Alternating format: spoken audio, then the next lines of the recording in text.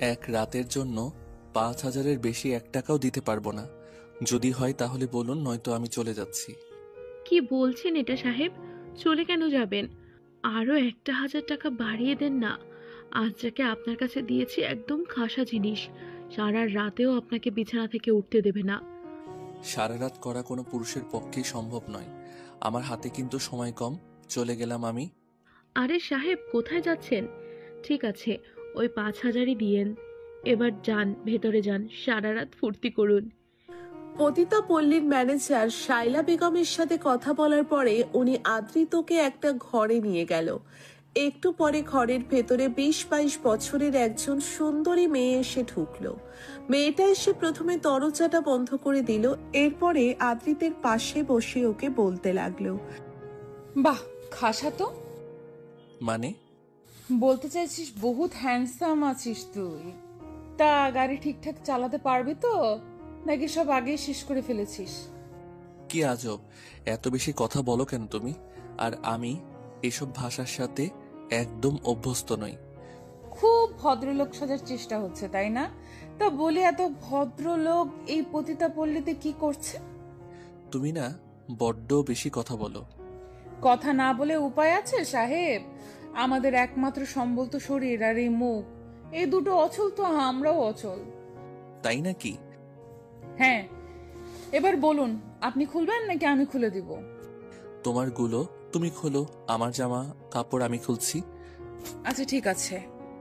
আদ্রিত বলা মাত্রই মেয়েটা নিজেকে অর্ধ অনাবৃত করে ফেলল। এরপরে বিছানায় গিয়ে বালিশের উপরে শুয়ে পড়ে। আদ্রিত সবে নিজের শার্টটা খুলেছে। মেয়েটা আদ্রিতকে নিচের দিকে ডেকে বলে উঠল, আয়, এবার দেরি না করে আমার উপরে উঠে পড়। আসল কাজ শুরু করার আগে যদি তোকে অন্যভাবে সুখ দিতে হয় বল তাহলে। আজ রাতে আমি তোর জন্য সব কাজ করতে রাজি। না না, এর থেকে বেশি কিছু করতে হবে না আর। আদ্রিতের নিচের প্যান্টটা খুলে মেয়েটার শরীরের উপরে উঠে পড়ল। আদ্রিত তার দিকে ঝুঁকে পড়তেই বলে উঠল, তোরা সব সাহেবরা এমন কেন রে? কেমন? সবাই বিছানায় উঠেই আসল কাজ শুরু করে দিস। কেউ একটু আদর সোহাগ করিস না আমাদের? কেন? আমাদের বুঝি ইচ্ছে করে না তোদের থেকে কিছু পেতে? শুধু তোরাই নিয়ে চলে যাবে? আদ্রিত কথাটা শোনা মাত্রই নিজেকে মেয়েটার গলার ভেতরে গুছিয়ে দিল। মেয়েটা ওর মাথাটা নিচের শরীরের সাথে শক্ত করে চেপে ধরে। এরপরে আদ্রিত মেয়েটার মুখ, ঠোঁট, ঘাড়, নাভি প্রভৃতি স্থানে এলোপাথারি কিস করতে লাগলো। মেয়েটা সাপের মতো মোচড়াতে লাগলো। এরপরে দুজনে পুরোপুরি উলঙ্গ করে নিল নিজেদের। আদ্রিতের নিষ্ঠুর ছোঁয়া মেয়েটা নিচের ভেতরে অনুভব করে। ওর গলাটা জড়িয়ে ধরল। নিজের কোমরটা দোলাতে দোলাতে আদ্রিত তাকে জিজ্ঞেস করে, এই পর্যন্ত কতজন পুরুষের সাথে শুয়েছো তুমি? হিসেব নেই, গুনিনি কখনো। তাই নাকি? হ্যাঁ, আর আপনি? এটা আমার প্রথমবার। আপনাকে দেখে তো যথেষ্ট ভদ্রলোক মনে হয়। এই জায়গায় সত্যি মানাচ্ছে না আপনাকে। কেন এসেছেন এখানে বলুন? এখন নয়, পরে কখনো দেখা হলে না হয় বলবো। আচ্ছা ঠিক আছে। এরপরে অনেকটা সময় অতিবাহিত হয়ে গেল। আদ্রিত ছটফট করতে করতে নিজেকে মেয়েটার থেকে আলাদা করে নিল। কাতর স্বরে মাহি উদ্দেশ্য করে বলে উঠল, প্লিজ এক্ষুনি বের হবেন না, আর একটু সময় ভেতরে থাকুন। কিন্তু ভয় পাবেন না, আমি প্রেগনেন্ট হব না, কারণ মা হবার সমস্ত রাস্তা বন্ধ করে দেওয়া হয়েছে আমাদের সবার আগে থেকে। বলো কি? হ্যাঁ, এটাই সত্যি। প্লিজ আর দেরি করবেন না, আমায় সিক্ত করে দিন, আমায় পরিপূর্ণ করুন আদ্রিত সাহেব। আদ্রিত মেয়েটার মনের ইচ্ছে পূরণ করলো। এরপর থেকে নিজেকে বিচ্ছিন্ন করে নিয়ে বিছানার উপরে শুয়ে দীর্ঘশ্বাস ছাড়তে লাগলো। ঘড়ির দিকে তাকিয়ে দেখতে পায় রাত 2:30 বাজে। এতটা সময় কখন পার হয়ে গিয়েছে কেউ বুঝতেই পারেনি। আদ্রিত হাঁফাতে হাঁফাতে মেয়েটাকে প্রশ্ন করে, কেন করলে এমনটা? তুমি বলো, আমার থেকে বিশেষ কি এমন খুঁজে পেলে তুমি? জানি না, তবে আপনি একদম সবার থেকে আলাদা।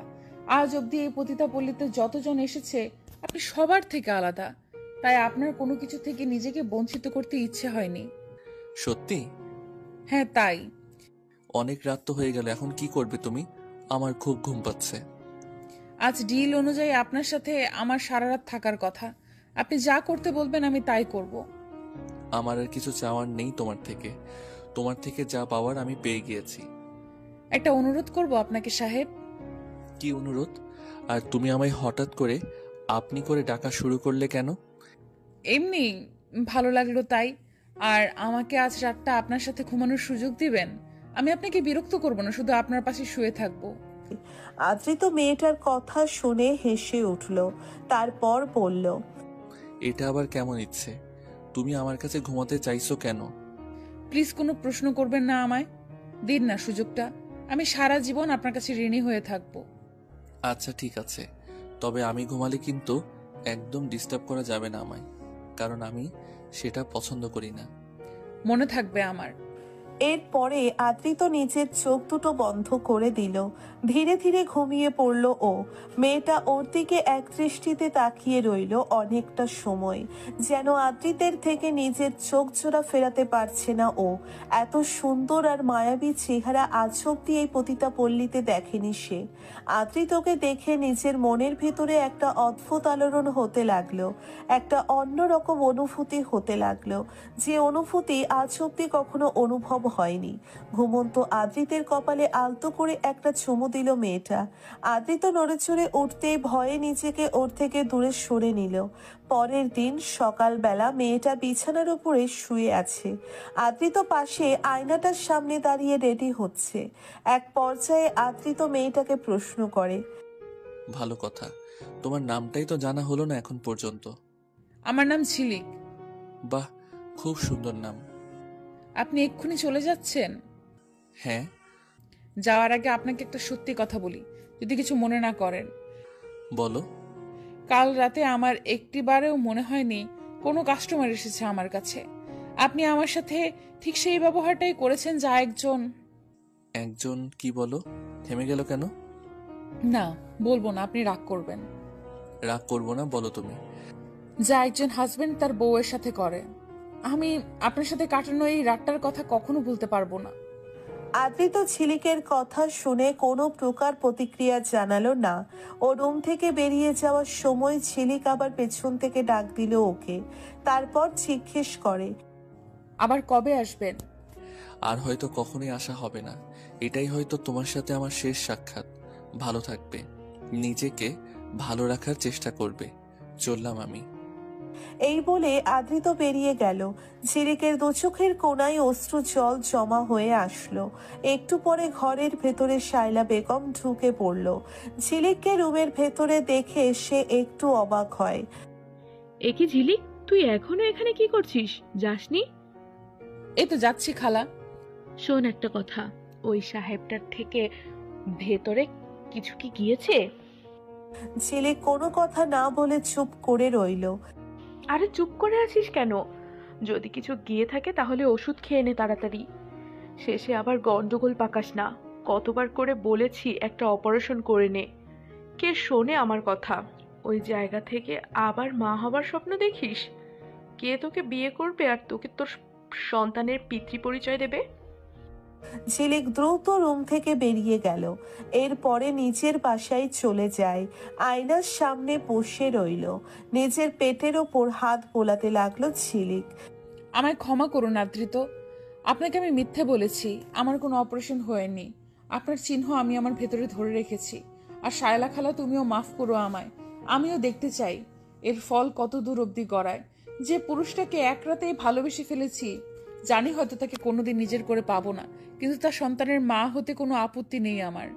যদি যদি আদ্রিত সাহেবের সন্তান আমার গর্ভে আসে, পৃথিবীতে সেদিন আমার থেকে বেশি সুখী আর কেউ হবে না। ওনার সন্তানকে নিয়ে আমি সারাটা জীবন পার করে দেব। এই ভেবে ঝিলিক আয়নার সামনে থেকে সরে পড়ল। সন্ধ্যাবেলা ঝিলিকের কাছে পতিতা পল্লী থেকে শায়লা খালার ফোন কল এলো। ঝিলিকের কোনো ইচ্ছে নেই কলটা রিসিভ করার। তাছাড়া ও ভালো করেই জানে শায়লা খালার মুখ থেকে ঠিক কি শুনতে হবে ওকে। অনিচ্ছা সত্ত্বেও কলটা রিসিভ করলো ঝিলিক। হ্যাঁ বলো শায়লা খালা, কি বলবে? তুই কোথায় রে ঝিলিক? আমি বাসায়। বাসায় মানে? এখন কি বাসায় থাকার সময় তোর? শালা খালা, আজ আমি আসবো না। এখন আসবো না বললে তো হবে না। আমি অলরেডি তোর ছবি দেখিয়ে কাস্টমার ভাড়া করে ফেলেছি। আমি সত্যি আসতে পারবো না খালা, তুমি অন্য কাউকে দিয়ে কাজ চালিয়ে যাও। পতিতা পল্লীতে কি মেয়ের অভাব পড়েছে আজ? তোর কি মাথা খারাপ হয়ে গেছে? কি বলছিস এগুলো? তোর ছবি দেখিয়ে লোকটাকে রাজি করিয়েছি, এখন তার বিছানায় অন্য কাউকে তুলে দিলে কি মেনে নেবে সে? তোমার কি আমাকে একটা পুতুল বা যন্ত্র মনে হয় খালা? আমার ইচ্ছে অনিচ্ছের কি কোনো দাম নেই? আজ আমি কারোর সাথে শুতে পারবো না, মাফ করো। রাগ করিস না মা, তুই আগে তো বলবি আমায় যে আজ আসতে পারবি না, তাহলে আমাকে এই ঝামেলাটায় পড়তে হতো না। আচ্ছা ঠিক আছে, আমি বরং ওনাকে বলি আগামীকাল আসতে। খালা, আমার কিছু কথা আছে তোমার সাথে। কি কথা? তুমি রাগ করবে না তো আমার কথা শুনে? কি এমন কথা যা শুনে আমায় তোর উপর রাগ করতে হবে? খালা, আমি আর পতিতা পল্লীতে কাজ করব না। আজ থেকে আর কোনো পরপুরুষের বিছানায় যাব না আমি। তুই কি বলছিস এগুলো? হয়েছেটা কি বলবি আমায়? আর তুই কাজ না করলে খাবি কি? না খেয়ে মরতে হবে যে তোকে। আমি ঠিক একটা কাজ জুটিয়ে নেব। তুমি প্লিজ আর কখনো আমায় ওই নোংরা জায়গাটায় ডেকো না। তোমার পায়ে পড়ি খালা। এর কারণটা জানতে পারি? সঠিক সময়ে এলে আমি তোমাকে সবটা বলবো। আচ্ছা ঠিক আছে, তবে কি কাজটা কি ঠিক করছিস? আর একবার ভেবে দেখ। যা ভাবার আমি ভেবে নিয়েছি। আমার পক্ষে আর পতিতা পল্লীতে কাজ করা সম্ভব না। এই অন্ধকার জীবন থেকে বেরিয়ে আসতে চাই আমি। তুমি আমার অনেক উপকার করেছো খালা, শেষ পর্যন্ত তোমার সাথে থাকতে পারলাম না। এই বলে ঝিলিক কলটা কেটে দিল। এরপরে কেটে গেল আরো কয়েকটা মাস। সেদিন রাতে আদ্রিতের মানিব্যাগ থেকে ওর বাসার লোকেশন কার্ডটা সরিয়ে রেখেছিল ঝিলিক। নিজের কাছে সেটা যত্ন করে রেখে দিয়েছে, যদি ভবিষ্যতে কখনো প্রয়োজন হয়। বিকালবেলা ঝিলিক ওর বাসায় শায়লা খালাকে ডাকলো। শায়লা খালা আর ঝিলিক মুখোমুখি বসে আছে। শায়লা ঝিলিককে জিজ্ঞেস করে, কি হলো, চুপ করে বসে আছিস কেন? কি বলবি বল। আমার ব্যবসায় তো লাল বাতি ধরিয়ে দিয়েছিস একেবারে। তুই নেই শুনে এখন কেউ ভালো রেট দিতে চায় না। খালা, একটা বিষয় জানানোর জন্য তোমাকে ডেকেছি। জানি না তুমি শুনে খুশি হবে নাকি অখুশি হবে। মানে? খালা, আমি প্রেগনেন্ট। আমার পেটে 2.5 মাসের বাচ্চা বড় হচ্ছে। শাইলা খালা ঝিলিকের কথা শুনে যেন আকাশ থেকে পড়ল। এরপরে ওকে বলতে লাগলো, এই তুই কি বলছিস এগুলো? আমি তো বিশ্বাস করতেই পারছি না কিছুই। বল, এটা কার বিচির ফল? নাকি জানিস না? কেন জানবো না? মনে আছে শেষবার যার সাথে শুয়েছিলাম, সেই হ্যান্ডসাম দেখতে লোকটা? আদৃত সাহেবের বাচ্চা বড় হচ্ছে আমার ভেতরে। তার মানে তুই সবটা জেনে বুঝে করেছিস? হ্যাঁ খালা, মিথ্যা বলবো না। আমি নিজেই আদৃত সাহেবকে বাধ্য করেছিলাম। এরপর আমি তার অংশ নিজের ভেতরে ধরে রেখেছি, তার বাচ্চার মা হবার উদ্দেশ্য নিয়ে। তোর কি মাথা খারাপ? এটা কি করেছিস তুই? বাচ্চা তো পেটে ধরলেই এখন একে জন্ম দিবি কিভাবে? আর ওর পিতৃ পরিচয় কি হবে? তোমার কি মনে হয় আদৃত সাহেবের কাছে গেলে উনি নিজের বাচ্চাকে অস্বীকার করবে? তোর কাছে কি প্রমাণ আছে যে বাচ্চাটা ওই সাহেবের? আর তার হলেও সে এটা কিছুতেই মানবে না। কেন নিজের পরিচয় ভুলে যাচ্ছিস? একটা সময় তুই পতিতা ছিলি। তোকে এই ভদ্রলোক মরে গেলেও স্বীকার করবে না, না তোর বাচ্চা স্বীকার করবে। আমার সেরকম কিছুই মনে হয় না। লোকটা যথেষ্ট ভালো। এক রাতের পরিচয়ে তাকে আমি কাছ থেকে জেনেছি, চিনেছি। সে আমার বাচ্চাকে অবশ্যই স্বীকার করবে, সেই সাথে আমাকেও। সেসব না হয় বুঝলাম, কিন্তু তুই ওনার নামটুকু ছাড়া তো কিছুই জানিস না। কি করে খুঁজে বের করবি তাকে? আমার কাছে ওনার বাড়ির কার্ড আছে। আমার মনে হয় উনি অনেক বড় লোকের ছেলে। তাহলে তো হবেই না, কিছুতেই মানবে না তোকেও। আর বাচ্চাকে মানা তো দূরের কথা। কিন্তু একবার গিয়ে দেখতে ক্ষতি নয়। সে তো জানে না তার ভালোবাসার বীজ বড় হচ্ছে আমার ভেতরে। সত্যিটা জানতে পারলে দেখে নিও, উনি ঠিক আমায় কাছে টেনে নেবে। আমি তোকে আর কিছু বলবো না, তোর যা খুশি তাই কর। তবে আমার একটাই ভয়, এই বোকামির জন্য পস্তাতে না হয় তোকে। তুমি এত চিন্তা করো না তো আমায় নিয়ে। দেখো এবার আমার ভাগ্যটা কি করে খুলে যায়। আমায় আর পতিতার পরিচয় নিয়ে বাঁচতে হবে না। তুই সাহেবটাকে খুব ভালোবেসে ফেলেছিস, তাই না? আমি জানি না সে তোর ভালোবাসার মূল্য ঠিক কতটুকু দেবে। তবে যাই হোক, আমায় জানাস, আমি অপেক্ষায় থাকবো। আজকের মতো উঠলাম আমি। এই বলে শাইলা খালা উঠে চলে গেল। এদিকে ঝিলিক মনের ভিতরে একরাশ আশা প্রত্যাশা নিয়ে আদ্রিতের বাড়ির উদ্দেশ্যে রওনা দিল। আদ্রিতের বাড়িতে পৌঁছতে প্রায় একদিন লেগে গেল ওর। এত দূর থেকে আদ্রিত ঝিলিকের কাছে কিভাবে এসেছিল সেটাই বুঝতে পারছে না ঝিলিক। আদ্রিতের বাড়িতে গিয়ে ঝিলিকের ধারণাই সত্যি প্রমাণিত হলো। আদ্রিত অনেক বড় লোক ঘরের ছেলে। গেটের সামনে যেতেই দারোয়ান ওকে আটকে দিল। এই, কোথায় যাচ্ছেন? ভিতরে একদম যাওয়া যাবে না। আমি আদ্রিত সাহেবের সাথে দেখা করব। আজ তো ওনার সাথে দেখা করা যাবে না। দেখুন, আমার কাছে এই বাসার কার্ড আছে, এই দেখুন, উনি আমায় দিয়েছিলেন, আর এটাও বলেছিলেন যখন প্রয়োজন হয় যেন আমি ওনার সাথে দেখা করি। আচ্ছা, সেসব না হয় বুঝলাম, কিন্তু আজ তো উনি ভীষণ ব্যস্ত। ব্যস্ত কেন? আজ ওনার এঙ্গেজমেন্ট পার্টি হচ্ছে বাড়িতে। সেটা আবার কি? আংটি বদল। যার সাথে আমাদের সাহেবের বিয়ে হতে চলেছে তার সাথে আজ উনি আংটি বদল করবে। কথাটা শুনে যেন বাজ পড়ল ঝিলিকের মাথায়। ভেতরে ঢুকে আদ্রিতকে খুঁজতে লাগলো ও। হঠাৎ হাঁটার পথে একটা লোকের সাথে ধাক্কা খেলো ঝিলিক। তাকিয়ে দেখতে পায় আদ্রিত দাঁড়িয়ে আছে ওর সামনে। ঝিলিক আদ্রিতকে দেখে বলতে লাগলো, আদ্রিত সাহেব, আপনি আপনি জানেন আমি আপনাকে সেই কখন থেকে খুঁজছি। যাক, অবশেষে পেয়ে গেলাম। আদ্রিত হা করে তাকিয়ে রইল ঝিলিকের দিকে। এরপরে ঝিলিককে উদ্দেশ্য করে বলল, সরি, আপনাকে তো চিনতে পারলাম না। কে আপনি? আর আপনাকে কে ঢুকতে দিল এখানে? আমায় চিনতে পারছেন না? আমি ঝিলিক আদ্রিত সাহেব। আজ থেকে ঠিক 2.5 মাস আগে দেখা হয়েছিল আমাদের। এর ভেতরে সব ভুলে গেলেন? দেখুন, আমার কিছু মনে পড়ছে না। আর আপনার যদি কোনো সাহায্যের দরকার হয় আমাকে বলুন, আমি আমার ম্যানেজারকে বলে দেব। আপনি ওনার সাথে যান। না না, আমি কোনো টাকা পয়সা নিতে আসিনি এখানে। শুধুমাত্র একটা কথা জানাতে এসেছি আপনাকে। দেখুন, আমার আপনার সাথে কথা বলার কোনো ইন্টারেস্ট নেই। কোথা থেকে আসে এসব আনকালচার্ড লোকজন? আদ্রিত সাহেব, আপনি এইভাবে আমায় ভুলে যাবেন আমি কখনো ভাবতেও পারিনি। আমি আপনার বাচ্চার মা হতে চলেছি। মনে পড়ে সেই রাতের কথা, আপনার আর আমার। এই মেয়ে, তুমি কি আমার বিয়ে পণ্ড করতে এসেছো? চুপ, একদম চুপ থাকো। আর একটা কথা বললে ধাক্কা দিয়ে বের করে দেবো একেবারে। সিকিউরিটি গার্ড কোথায়? এই পাগলটাকে ঢুকতে কে দিয়েছে এখানে? আজ সবগুলো চাকরি খাবো আমি। এরপরে ঝিলিককে এক প্রকার টেনে হিঁচড়ে আদ্রিতের বাড়ি থেকে বের করে দেওয়া হলো। রাস্তা ধরে হাঁটতে হাঁটতে একটা নদীর ব্রিজের ওপরে এসে পৌঁছলো ঝিলিক। তখন অনেকটা রাত, চারদিকে অন্ধকার। খালা, তুমি ঠিক বলছিলা। এই সমাজে পতিতাদের ভালোবাসার কোনো মূল্য নেই। ওই সাহেবটা আমার ভালোবাসাকে এইভাবে অপমান করবে আমি স্বপ্নেও ভাবতে পারিনি। খালা, তোমরা সবাই ক্ষমা করে দিও আমায়। এরপরে ঝিলিক ব্রিজের ওপর থেকে গভীর নদীতে ঝাঁপ দিল।